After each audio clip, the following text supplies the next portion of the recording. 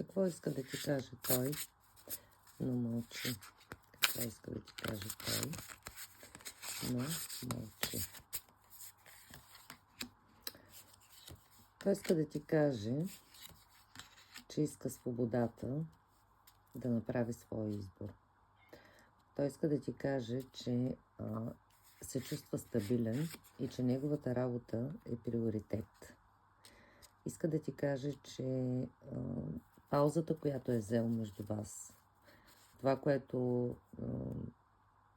се е случило, е било, защото той има нужда да премисли и обмисли хубаво вашите взаимоотношения, тъй като в тях не вижда пълнота. Тъй като някъде в вашите отношения се губи това, което той търси в любовта. Иска да ти каже, че страшно много те ревнува от човек, който те ухажва, или човек, който се е появил, когато вие сте били заедно и този човек е в неговите мисли. Иска да ти каже, че ти имаш харизмата и силата и си влязла под неговата кожа и той трудно контролира това. Дори на моменти не може да се справи.